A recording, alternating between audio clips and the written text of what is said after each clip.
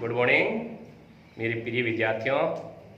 मैं Narayan Lal Chaudhary apex academy की online classes में आप सभी को नमस्ते।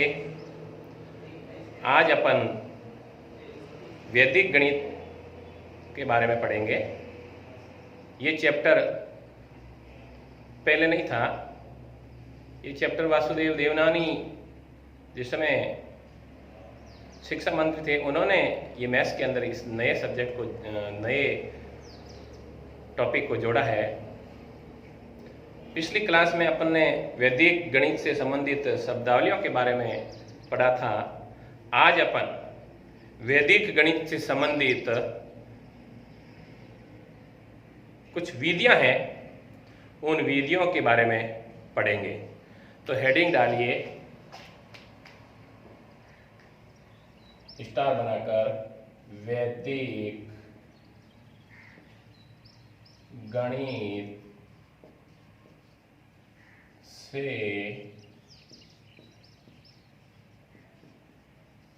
संबंधित विधियां।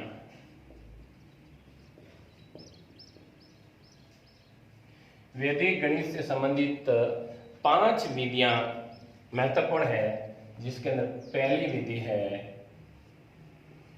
एकाधिकैन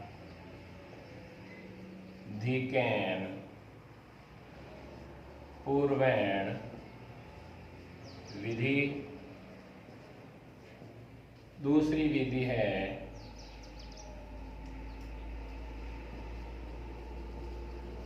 अनुरूपेण विधि। तीसरी विधि है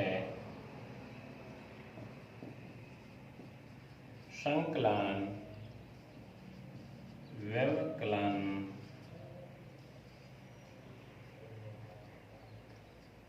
विधि, जिसका दूसरा नाम है इष्ट संख्या विधि। चौथी विधि है सूत्र निखिलम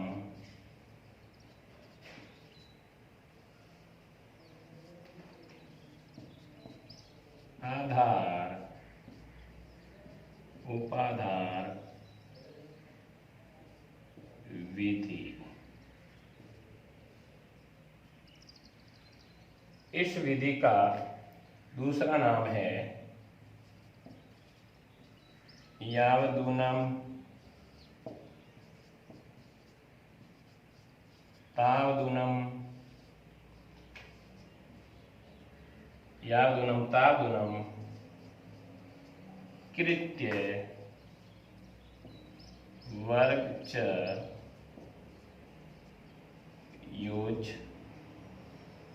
योजित। ये इसका दूसरा नाम है। अंतिम 5वीं विधि है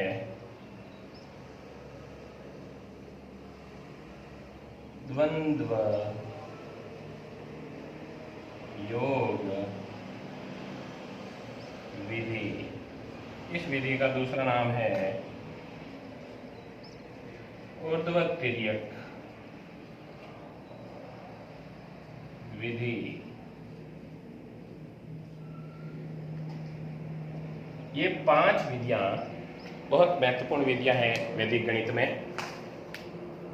इन 5 विधियों से अपन वैदिक गणित के अंदर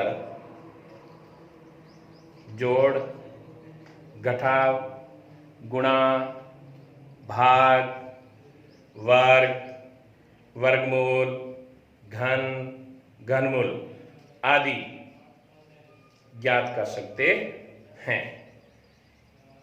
ये विधियां कक्षा 3rd से लगाकर 10th तक काम में आती है। 3rd में शॉर्ट डाला हुआ है। जैसे जैसे क्लास बढ़ती जाती है तो ये विधियां भी गणित के अंदर सम्मिलित की जाती हैं। अब अपनी आज अपन जो करेंगे वर्ग के बारे में। स्क्वायर, स्क्वायर कैसे ज्ञात करते हैं?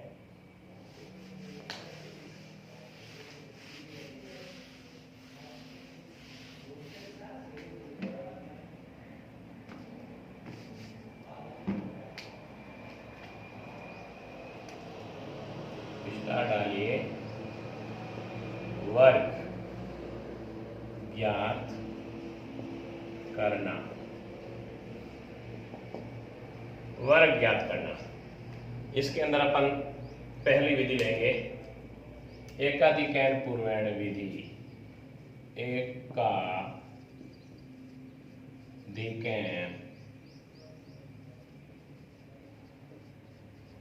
पूर्वैण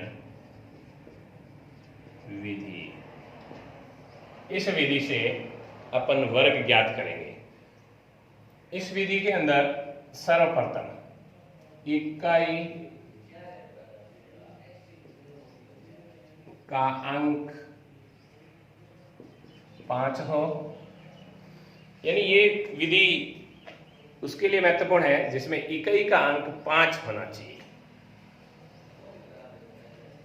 अब इसमें सबसे महत्वपूर्ण बात यह है कि इस विधि से स्टेप कितने हो गए, तो अपन लिखेंगे स्टेप कह दो, खंड,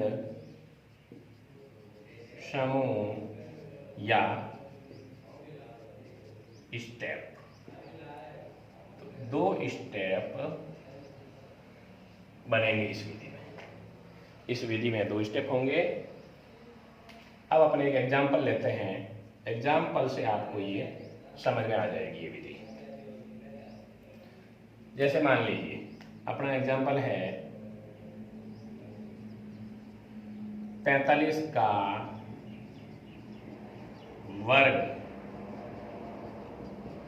होगा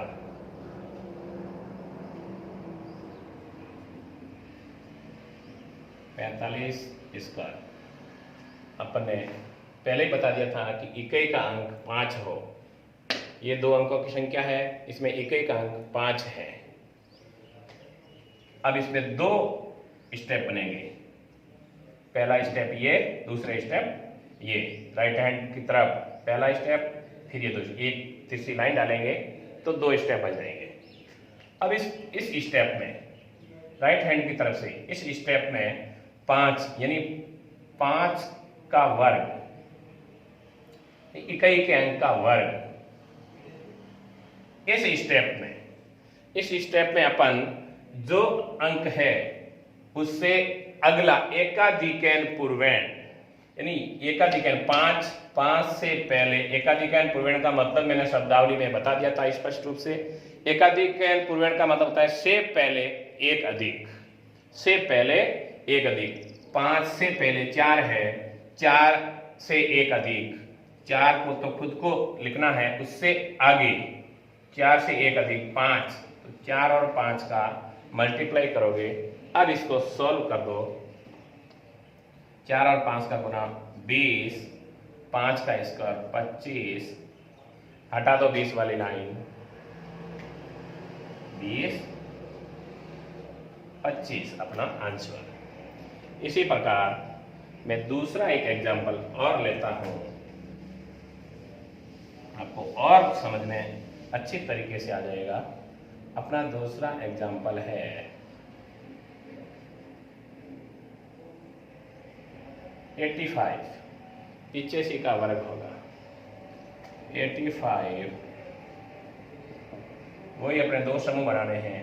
इधर तो 5 का स्क्वायर, इधर 5 से पहले 8 है, गुना 8 से एक अधिक, 8 से एक अधिक अगली संख्या आने वाली 9, 8 और 9 का गुना 72, 5 का स्क्वायर 25, 20 वाली लाइन हटा दीजिए, 72, 25। एक एग्जाम्पल और ले लेते हैं। अगला एग्जाम्पल अपना जैसे मान लीजिए 205 का वर्ग होगा 205 का वर्ग होगा। यही 2 स्टेप बनाने हैं। 5 इकाई के अंक को ही पकड़ना है। इकाई का अंक 5 का स्क्वायर, 5 से पहले अब दोनों अंकों को साथ में पढ़ना है आपको। इसमें 2 ही समूह बनाने हैं। मैंने पहले ही बता दिया था कि स्टेप समूह कितने बनेंगे, 2 समूह। पहला समूह 5 का, दूसरा समूह जितने अंक शेष होते हैं उन सभी का मिला करके एक समूह। तो 20 का एक अधिक, तो 20 से अगली संख्या 21 और 20 का मल्टीप्लाई कर दो। 21 की टेबल 2 बार बोलिए। 21 दूना 42, पीछे 0 लगा दीजिए और 5 का 25 यही है। अब इसको 20 वाली लाइन को हटा दीजिए। 420 25। इसी प्रकार अपन एक उदाहरण और ले लेते हैं और इसी प्रकार अपना ये चौथा एग्जाम्पल होगा।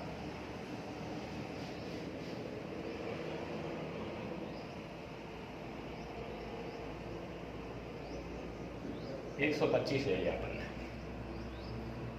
125 का स्क्वायर,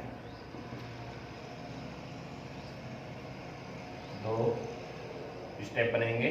पहली स्टेप ये, सेकंड स्टेप ये। 5 का स्क्वायर, फिर 12 है, 12 का एकाधिक, तो 12 का एकाधिक 13 होगा। अब 13 और 12 का मल्टीप्लाई करना है आपको। डायरेक्ट कर लीजिए। 13 को 2 से करेंगे 26, हासिल की 2, 13 कम 13 और 2 15, 156, 5 का 25, हटा दो 20 वाली लाइन। 156 25 आपका आंसर होगा। तो इस विधि से आज अपन सिर्फ इसको ही ज्ञात कर रहे हैं। अपन धीरे धीरे अब ये विधियां कंप्लीट करने के बाद में अपन प्रत्येक क्लास का सिलेबस, सब्जेक्ट में जो सिलेबस है उसी के अनुरूप चलेंगे। अपनी दूसरी विधि है, आपने पहले 5 विधियां लिख ली होगी। दूसरी विधि है अनुरूपण विधि।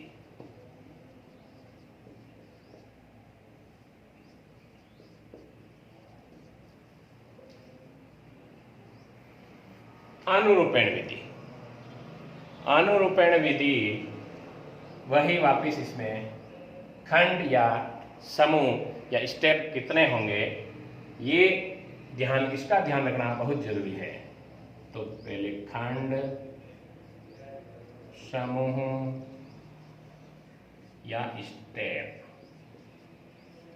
इस विधि से 3 स्टेप बनेंगे।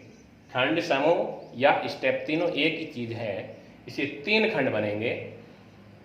जैसे मान लीजिए क्लास 8th, 9th और 10th अपन शुरू से पढ़ते आ रहे हैं। अपनी सरल समीकरण हैं, इसमें जो पहली सरल समीकरण है वह इसमें काम आएगी। पहली सरल समीकरण देख लीजिए, जैसे a प्लस बी का होल स्क्वायर। अपन इसको खोलने पर इसका जो आंसर सॉल्यूशन आता है a का square plus 2ab plus b का स्क्वायर।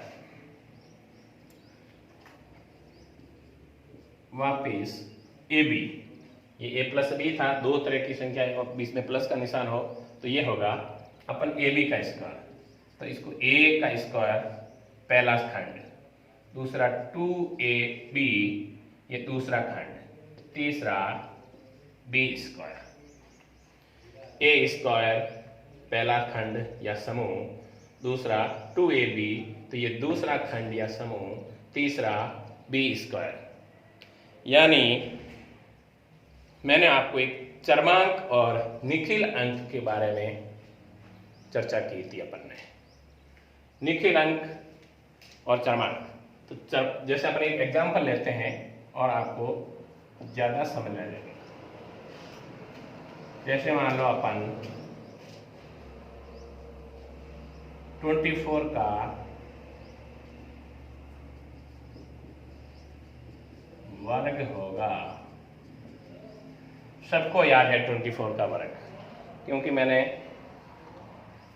पिछली क्लासों में 1 से लगाकर 31 तक डायरेक्ट स्क्वायर वर्ग सभी को याद करवाए हैं।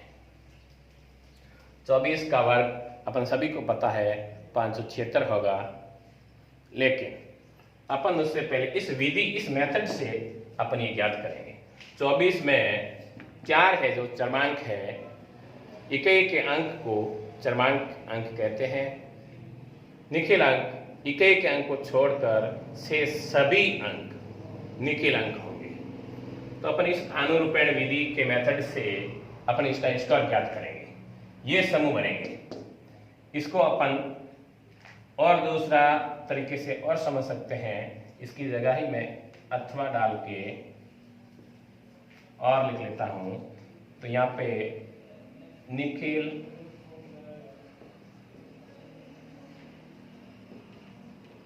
अंक का स्क्वायर, फिर तिरछी लाइन, खंड तिरछी लाइन। अगला होगा निखिल अंक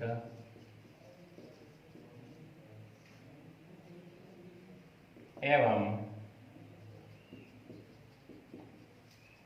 चरमांक के गुणनफल का दुगुना, चरमांक का स्क्वायर।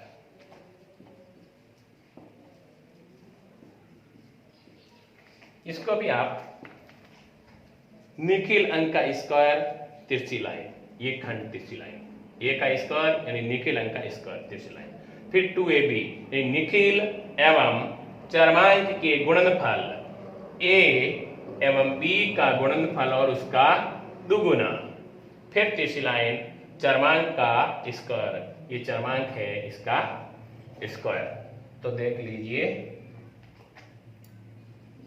24 का स्क्वायर अपन ज्ञात करेंगे, ए स्क्वायर, ए अपन निखिल अंक को बोलते हैं।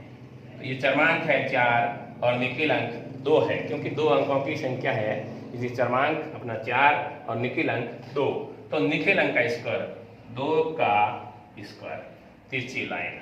निखिल अंक एवं चरमांक के गुणनफल, या अपन इसको 2 गुणा ए 2 है, गुणा बी 4 है। फिर तिरछी लाइन,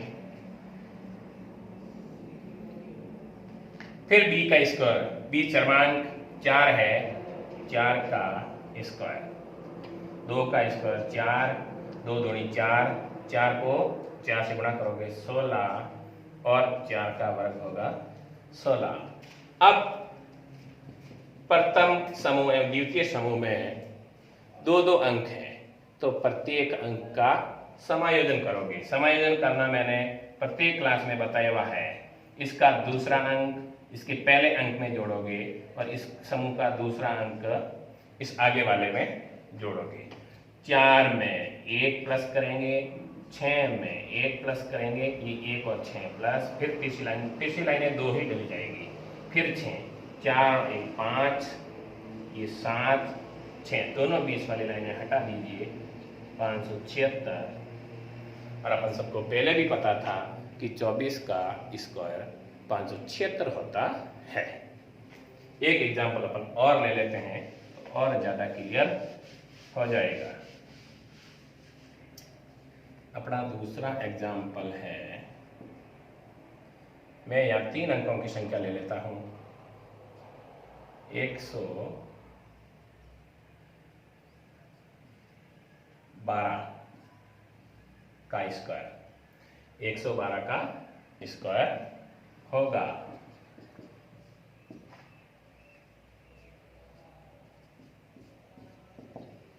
ए स्क्वायर। इसमें चरमांक 2 है, 2 समूह, ये चरमांक 2 है और निखिल अंक 11 है।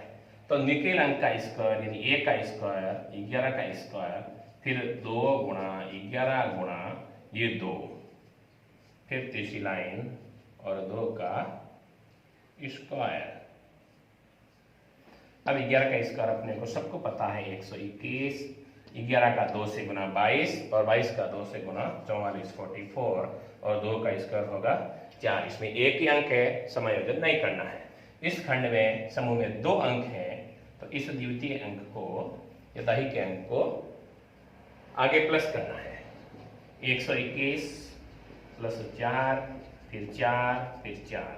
121 में 4 को जोड़ोगे 125 4 4 हटा दो सब, 125 4 4, ये अपना आंसर। अब अपन नेक्स्ट विधि लेंगे। इस विधि से आप किसी भी संख्या का स्क्वायर निकाल सकते हो, लेकिन मेथड तरीका यही रहेगा।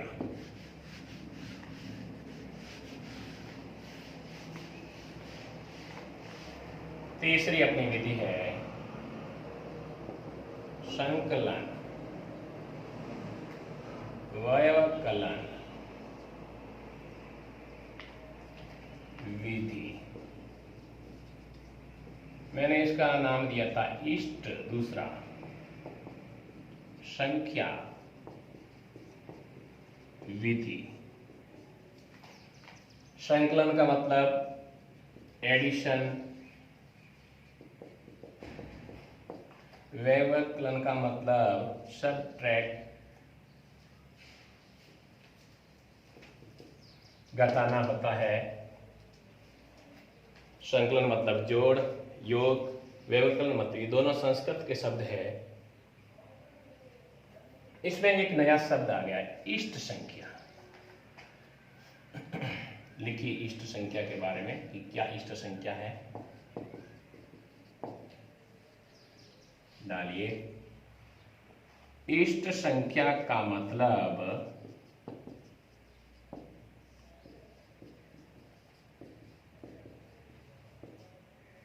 इष्ट संख्या का मतलब वह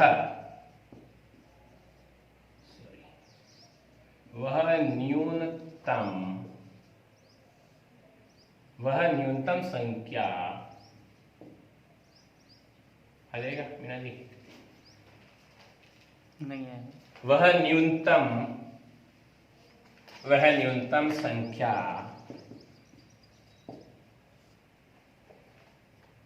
को जोड़ने या घटाने पर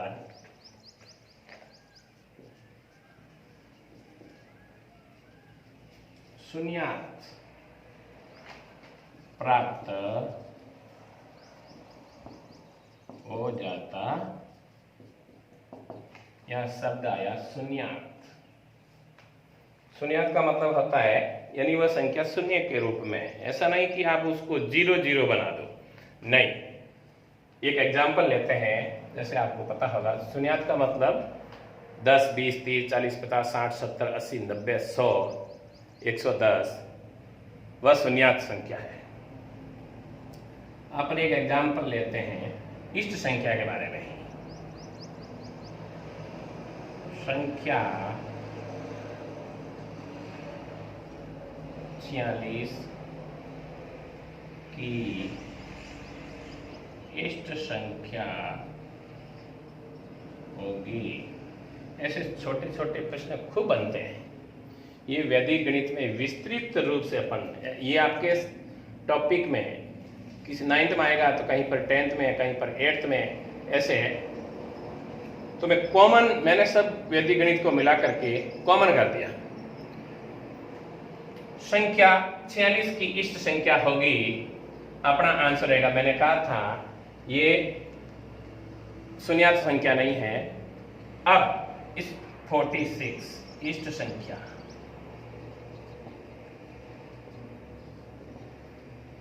छियालीस के अंदर क्या जोड़े कि वो शून्यात हो जाए? तो 46 के अंदर वह न्यूनतम का है, मैंने न्यूनतम संख्या को जोड़ने पर या घटाने पर, अपन इसमें से घटा भी सकते हैं और इसके अंदर जोड़ भी सकते हैं। जो भी घटाने पर या जोड़ने पर न्यूनतम संख्या, यह शब्द आया था एक न्यूनतम संख्या। अगर अपन इसमें से 6 घटाएंगे तो 40, 4 जोड़ेंगे तो 50। बताओ दोनों में से छोटी कौन, 6 है या 4?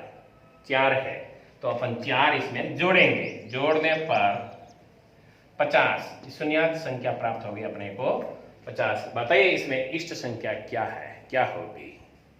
इष्ट संख्या होगी 4, ये इष्ट संख्या है, इष्ट संख्या होगी 4। इसी प्रकार अपना दूसरा एग्जाम्पल, मान लीजिए मैं इसको साफ कर लेता हूं ना।